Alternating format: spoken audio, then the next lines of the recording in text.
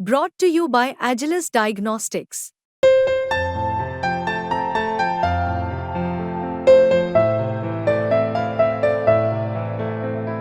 Agilus Diagnostics.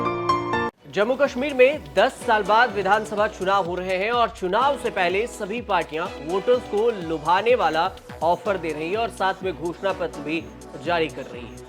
BJP ने सितंबर के शुरुआत में ही घोषणा पत्र जारी कर दिया था। अब कांग्रेस ने जम्मू कश्मीर के लिए खास घोषणा पत्र जारी किया है।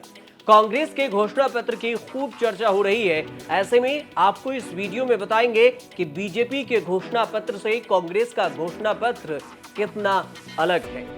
12 सितंबर को अनंतनाग में कांग्रेस के अध्यक्ष मल्लिकार्जुन खड़गे ने घोषणा पत्र जारी करते हुए महिलाओं को मासिक 3,000 रुपए और स्वयं सहायता समूह यानी SHG के लिए 5 लाख तक ब्याज मुक्त ऋण देने का ऐलान कर दिया।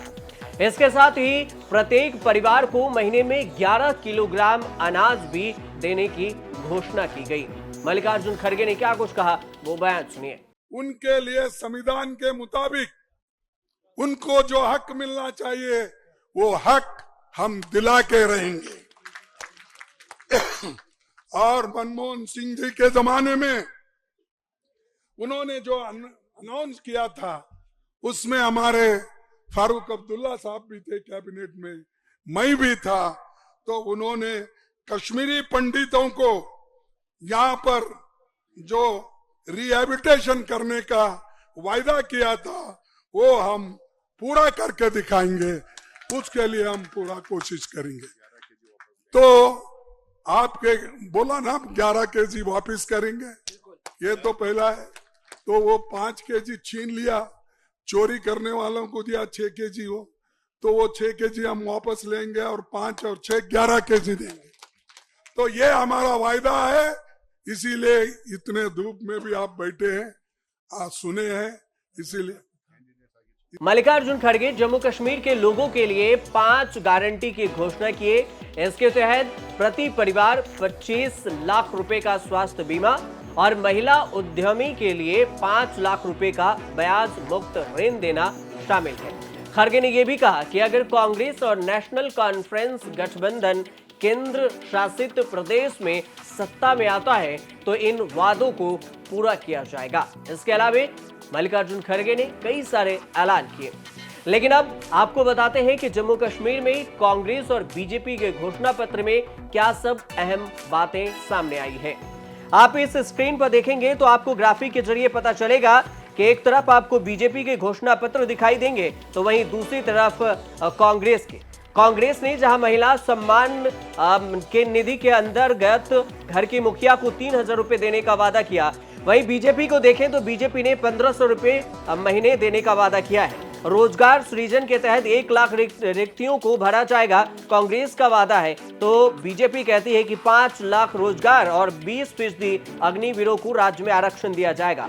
कांग्रेस कह रही है कि खाद्य सुरक्षा में वृद्धि होगी, 11 किलो चावल देंगे। तो वहीं बीजेपी पहले के फॉर्मूले पर ही अडिग है, साथ में 2 LPG सालाना फ्री में देगी।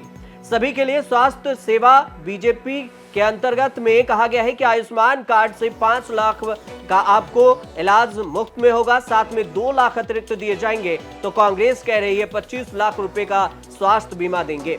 महिला सशक्तिकरण में कांग्रेस कह रही है कि स्वयं सहायता में 5 लाख रुपए का ब्याज मुक्त ऋण होगा। तो बीजेपी कह रही है कि राज्य सरकार सहायता करेगी और हम इस पर विचार करेंगे।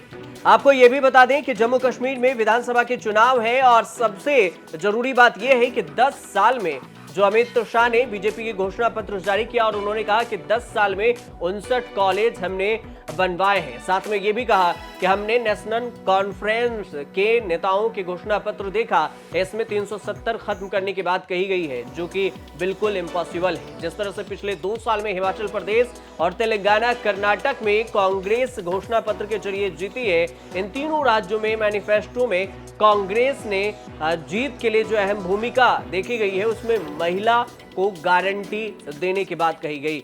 Old pension scheme Himachal Pradesh में बात हुई थी और वहीं कर्नाटक में महिलाओं और युवाओं को फोकस कर मैनिफेस्टो तैयार किया गया था। इसी तरह मैनिफेस्टो में तेलंगाना में भी जारी किया गया था कांग्रेस की तरफ से, और दक्षिण के दोनों ही राज्यों में कांग्रेस को बड़ी जीत मिली थी। इस तरह देखा जाए तो कांग्रेस को भरोसा है कि लोकसभा चुनाव में जिस तरह महिलाओं युवाओं को फोकस करने से फायदा हुआ, उसी तरह जम्मू कश्मीर विधानसभा चुनाव में भी फायदा मिल सकता है। वहीं दूसरी तरफ बीजेपी को उम्मीद है कि धारा 370 हटाने का फायदा बीजेपी को बम्पर मिलेगा और इस वजह से बीजेपी ने घोषणाओं के जरिए वोटरों को लुभाने के लिए सारे खजाने खोल दिए। आपको यह भी बता दें कि जम्मू कश्मीर में करीब 1 दशक बाद विधानसभा चुनाव होने जा रहे हैं। केंद्र शासित प्रदेश की 90 सीटों पर 3 चरणों में वोटिंग होगी और पहले चरण में 18 सितंबर को मतदान होगा, दूसरे चरण में 25 सितंबर को और तीसरे चरण में 1 अक्टूबर को वोटिंग होगी। वोटों की गिनती 8 अक्टूबर को आएगी। उसके बाद ही पता चलेगा कि जम्मू कश्मीर का ताज किसके सिर पर चढ़ा। फिलहाल आप देखते रहिए न्यूज़ तक।